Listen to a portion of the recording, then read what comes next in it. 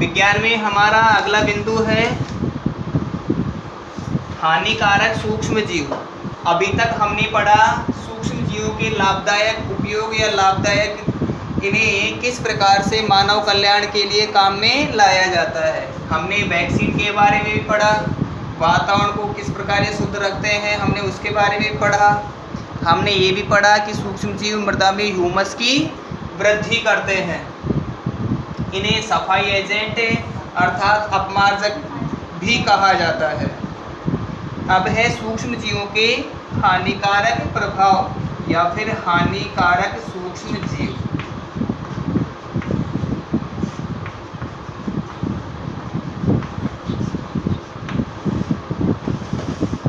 हानिकारक सूक्ष्म जीव।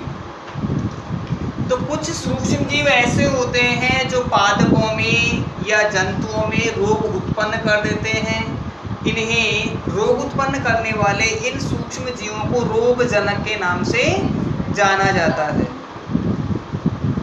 ये पादपों एवं जंतुओं की वृद्धि को रोकते हैं, उनके विकास को अवरुद्ध कर देते हैं और उनको रोगग्रस्त इस प्रकार से कर देते हैं कि उनकी कुछ कोशिकाएं बिल्कुल मृत हो जाती हैं और या फिर कुछ कोशिकाएं बिल्कुल भी कार्य नहीं कर पाती है। ये कुछ भोजन को या चमड़ा है, कुछ सजावटी सामग्रियां हैं, इन सभी को खराब भी कर देते हैं। दूध यदि खुले में रखा जाए तो दूध को ये किण्वित करके और जमा देते हैं, जिससे दूध की गुणवत्ता खराब हो जाती है, अर्थात दूध खराब हो जाता है। सब्जी को यदि कुछ समय के लिए खुला छोड़ दिया जाता है तो सब्जियों में मक्खियाँ मच्छर आदि बैठ जाते हैं और यदि कई बार उस भोजन का उपयोग कर लिया जाता है तो हमें उल्टी दस्त जैसी समस्याएं भी उत्पन्न हो जाती है। तो ये सूक्ष्म जीवों के हानिकारक प्रभावों के कारण ही ऐसा होता है। कुछ सूक्ष्म जीव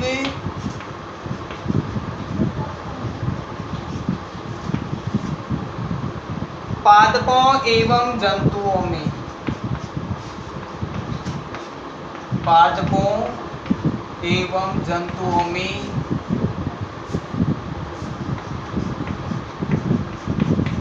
रोग उत्पन्न कर देते हैं।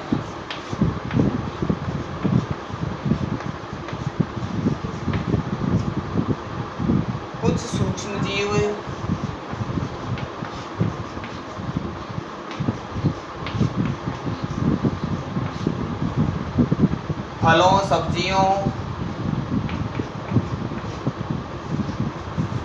फलों सब्जियों एवं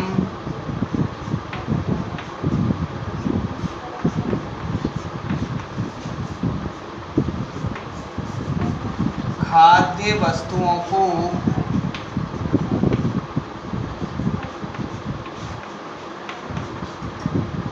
खराब कर देते हैं।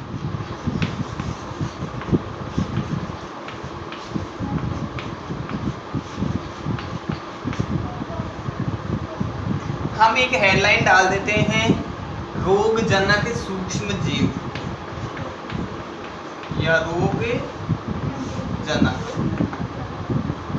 ऐसे सूक्ष्म जीव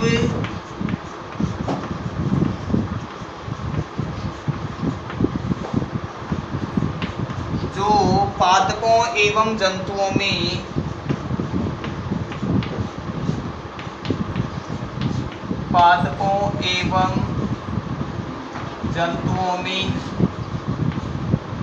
रोग उत्पन्न कर देते हैं।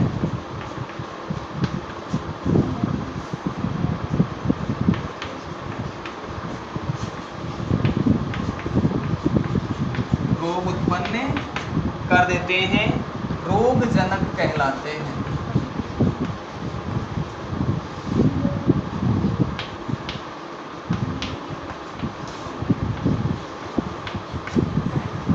इसके लिए जैसे उदाहरण है गेहूं की फसल में लगने वाला काला कीट रोग। इस रोग में गेहूं की फसल जब पककर तैयार होती है तो उस दौरान अनाज की बालियों में अनाज के दाने नहीं बन पाते हैं और उनमें केवल काला सा पाउडर निकलता है।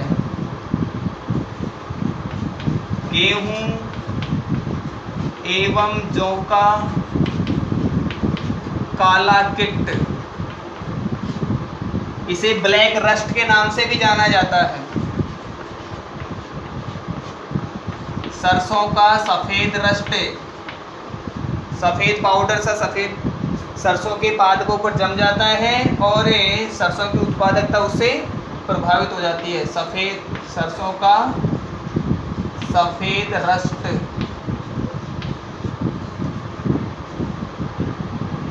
नींबू का सिट्रस कैंकर,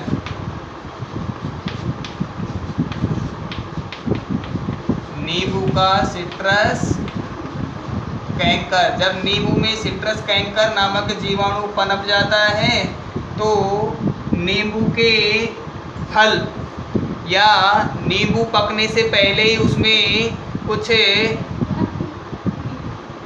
ऊबड़ खाबड़ रचनाएं बन जाती है और कई बार नींबू फट भी जाते हैं। जब नींबू फट जाते हैं तो धीरे धीरे खराब होने लग जाते हैं और नींबू की गुणवत्ता भी कम हो जाती है, उसका मार्केट प्राइस या मार्केट बेस कमज़ोर हो जाता है। नींबू का सिट्रस कैंकर, गेहूं एवं जौ का काला कीट रोग, सरसों का सफ़ेद रस्ट,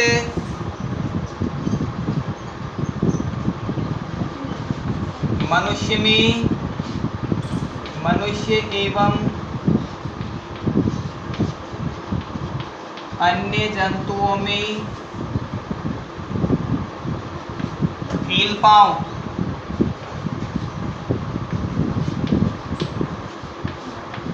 इसमें पैर सूज जाते हैं और ये रोग अधिकांशतः बरसात के दिनों में होता है।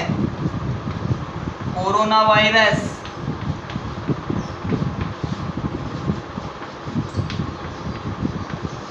तो ये सभी रोग जनक की श्रेणी में आते हैं आदि, और भी बहुत सारे उदाहरण हो सकते हैं।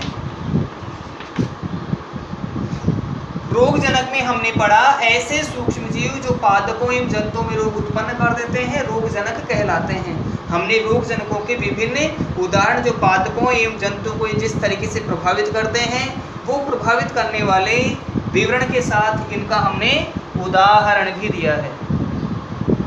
अब है पहली हेडलाइन हम लगा देते हैं, मनुष्य में रोग कारक सूक्ष्म जीव।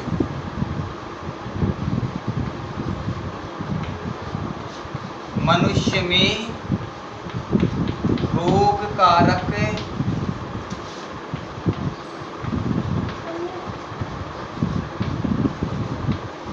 सूक्ष्म जीव, वे सूक्ष्म जीव जो मनुष्य में रोग उत्पन्न करते हैं उन्हें मनुष्य में रोग कारक सूक्ष्म जीव कहा जाता है। कुछ सूक्ष्म जीव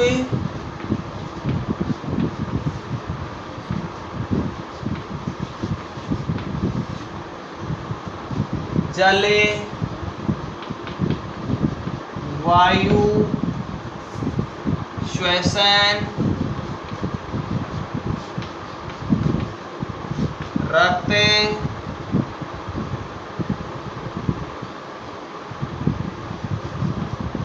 आदि के माध्यम से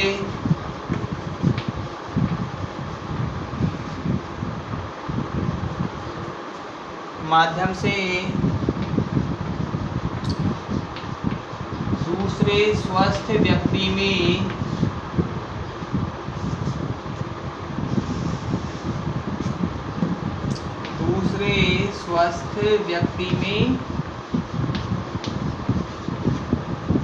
संचरित हो जाते हैं।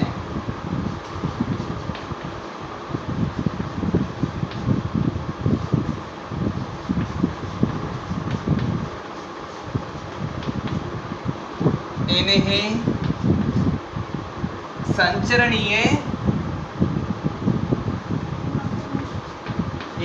संचरणीय रोगजनक कहते हैं।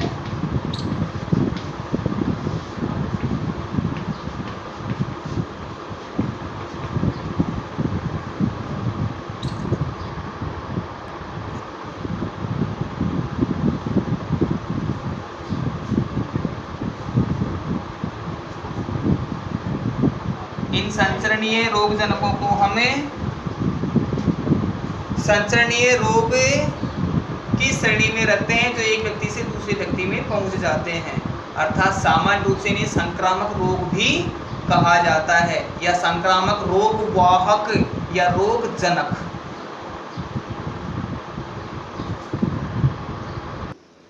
हमने संचरणीय रोग जनकों के बारे में तो पढ़ लिया। अब ये रोग जनक जिस रोग को उत्पन्न करेंगे या इनकी सहायता से जो रोग उत्पन्न होगा उसे संचरणीय रोग कहा जाता है। तो हम एक नई हेडलाइन डाल दें, संचरणीय रोग या संक्रामक रोग।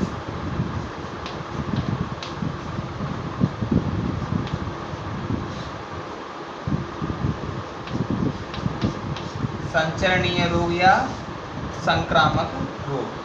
तो ऐसे रोग जो एक स्वस्थ व्यक्ति से दूसरे एक रोगी व्यक्ति से दूसरे स्वस्थ व्यक्ति में पहुंच जाते हैं और उस स्वस्थ व्यक्ति को रोगग्रस्त कर देते हैं, वे रोग संचरणीय या संक्रामक रोग कहलाते हैं। और इन संक्रामक रोगों का प्रमुख कारण वही संचरणीय रोग जनक होते हैं। आपकी आवाज ठीक नहीं आ रही है। संचरणीय रोग या संक्रामक रोग के बारे में लिखेंगे, ऐसे रोग जो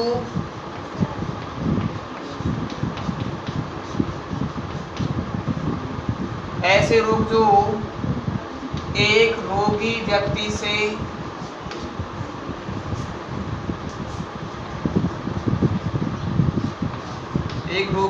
से श्वसन, जल, वायु,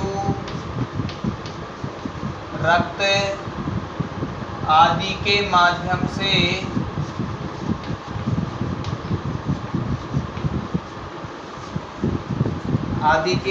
से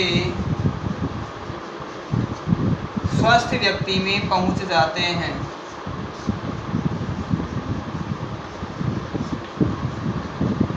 स्वस्थ व्यक्ति में पहुंचकर उसे रोगग्रस्त कर देते हैं।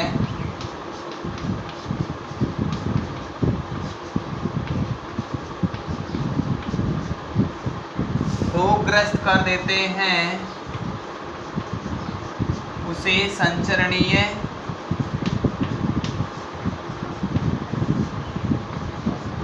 या संक्रामक रोग कहते हैं।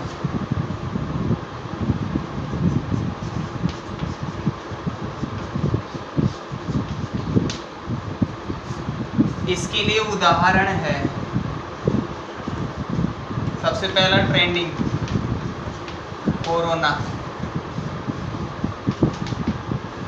कोविड-19,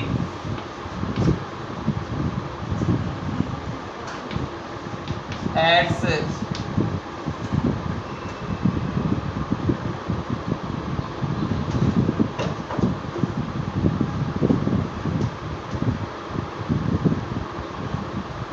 सर्दी जुकाम,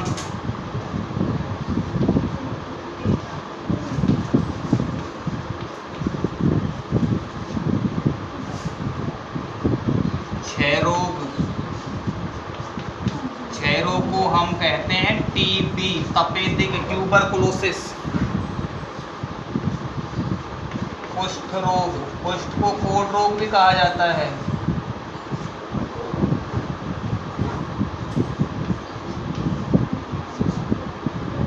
ये संचरणीय रोग के उदाहरण हैं।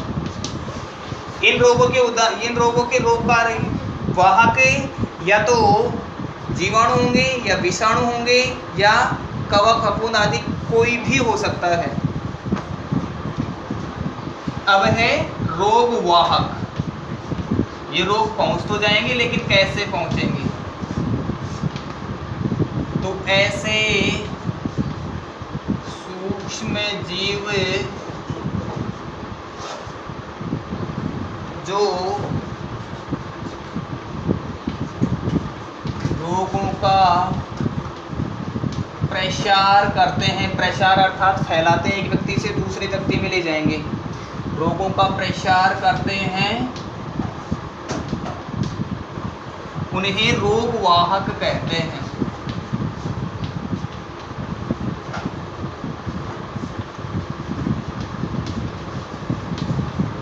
उदाहरण, सामान्य रोग वाहक है मच्छर। एक व्यक्ति का रक्त चूसेगा और उसके बाद दूसरे व्यक्ति तक पहुंच जाएगा तो उसे मलेरिया से ग्रस्त कर सकता है। मच्छर, मक्खी, विषाणु और जीवाणु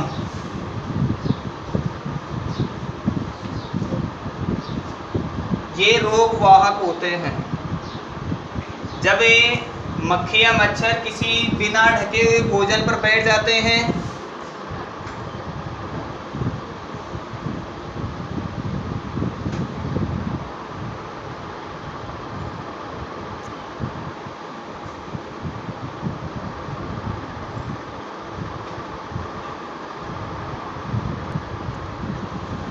संचरणीय रोगों में पढ़ रहे हैं हम। पढ़ लें एक प्रश्न,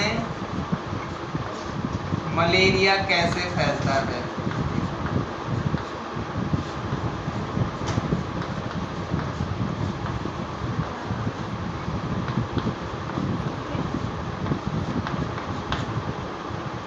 इसका आंसर हमें करना है। तो जब हमारे आसपास परिवेश में या वातावरण में या हमारे सामने या बगल में कोई गड्ढा है, उस गड्ढे में प्रदूषित जल भरा हुआ है, लगातार कई दिनों से जल भरा हुआ है, तो उसमें मक्खी या मच्छर उत्पन्न हो जाते हैं। ये मच्छर धीरे धीरे वृद्धि करते हुए और हम तक भी पहुंच जाते हैं। जब किसी मादा एनोफिलीज मच्छर द्वारा डंक लगाया जाता है, हमारा रक्त चूसा जाता है, उस दौरान मलेरिया के कुछ पैरासाइट अर्थात वाहक हमारे रुधिर में छोड़ दिए जाते हैं। मलेरिया रोग का जो रोग कारक है, वो रोग कारक अपना जीवन चक्र किसी अन्य सजीव या परपोषी के रूप में जिसे कहेंगे, मनुष्य मच्छरों के लिए एक परपोषी ही होता है। तो परपोषी की सतह पर ये उन्हें प्रोटोजोआ को छोड़ देता है। ये प्रोटोजोआ मनुष्य के शरीर में प्रवेश कर जाते हैं और धीरे धीरे परिवर्तित होकर और मनुष्य को रोगग्रस्त कर देते हैं। इस जैसे ही इनकी संख्या रक्त में बहुत ज़्यादा बढ़ जाती है तो कंपकपी के साथ सर्दी महसूस होती है और शरीर में लगातार गुणन की क्रिया द्वारा बढ़ते जाते हैं। इन रोगों की रोकथाम के लिए हमें अपने आसपास मच्छरों को एकत्र होने से रोकना चाहिए। अब रोकने के लिए हमें करना होगा कि हम एक एक मच्छर को तो पकड़ ही नहीं सकेंगे। हमें मच्छरों को एकत्र होने से रोकने के लिए कुछ काम करने हैं कि हमारे आसपास किसी गड्ढे में पानी भरा हुआ नहीं हो। यदि कोई कूलर है आदि का इस्तेमाल कर रहे हैं तो उसकी टंकी को हर 2 या 3 दिन में बिल्कुल साफ करके और फिर पानी भरते जाएं। आसपास कोई कूड़ा कचरा या प्लास्टिक या कांच के टुकड़े पड़े हुए हैं उनमें पानी भरा हुआ नहीं होना चाहिए। जहाँ ज़्यादा नमी होगी, पानी होगा, वहीं पर मच्छर पनपेंगे और ये मच्छर जब नमी में पनपेंगे तो परपोषी को ढूंढते हुए हमारे शरीर पर आक्रमण कर देंगे। लिखेंगे मलेरिया परजीवी।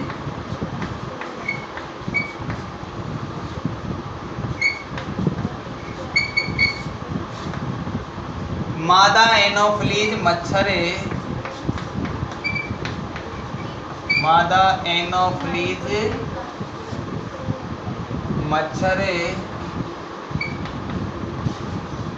के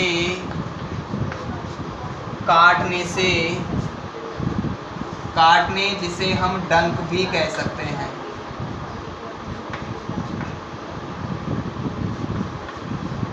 एक स्वस्थ व्यक्ति में प्रवेश करता है। एक स्वस्थ व्यक्ति में प्रवेश करता है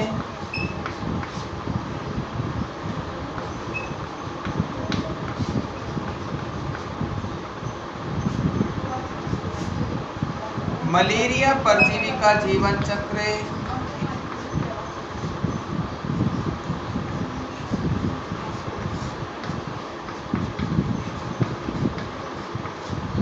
जीवन चक्र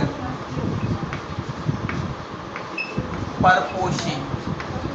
अब यहाँ मलेरिया रोग हो रहा है तो मलेरिया एक मनुष्य को हो रहा है तो परपोषी यहाँ होगा मनुष्य।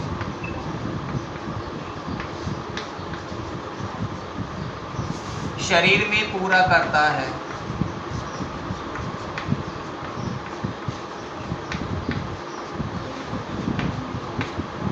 इस प्रकार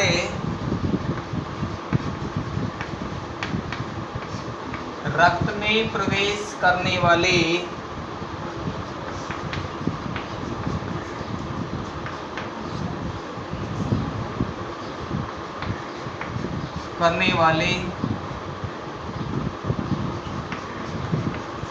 प्रोटोजोआ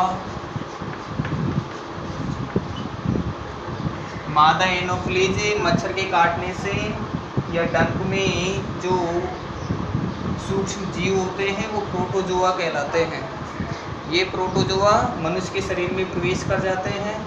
इस प्रकार रक्त में प्रवेश करने वाले प्रोटोजोआ मनुष्य को रोगग्रस्त कर देते हैं।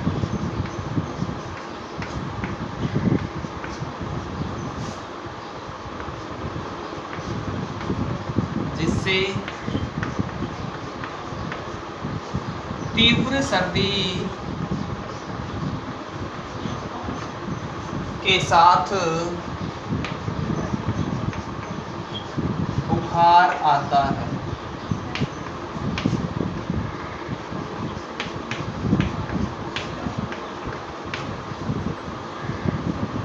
अब मलेरिया की रोकथाम कैसे की जा सकती है?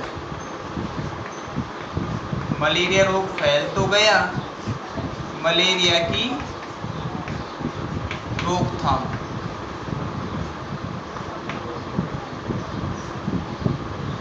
मलेरिया की रोकथाम के लिए मच्छरों को या फिर मलेरिया की रोकथाम के लिए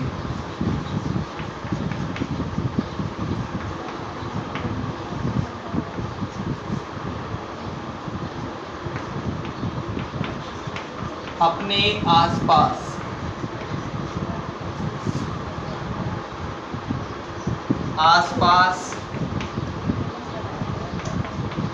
गंदा जल एकत्र न होने दें।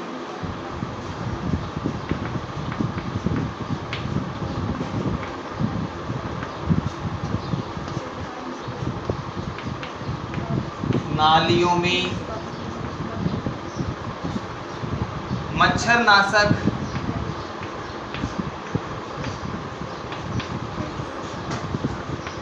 रसायनों का छिड़काव करना चाहिए। नालियों में मच्छरनाशक रसायनों का छिड़काव करना चाहिए।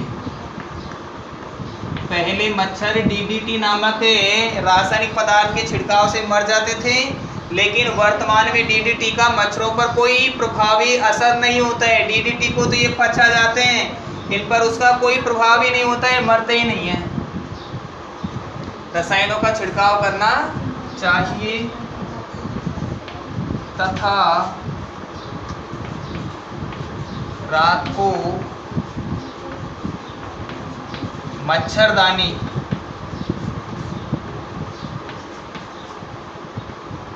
ओढ़नी चाहिए।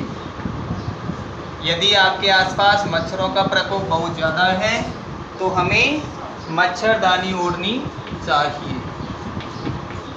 इस प्रकार हम मलेरिया की रोकथाम कर सकते हैं। और यदि किसी व्यक्ति को मलेरिया रोग हो भी जाता है तो उसी उपचार के लिए अस्पतालों में दवाइयाँ उपलब्ध होती है। इसके लिए हमें क्लोरोक्वीन या हाइड्रोक्सीक्लोरोक्वीन नामक औषधियों की आवश्यकता पड़ेगी, जो हमें नियमित समय अंतराल पर लेनी होती है।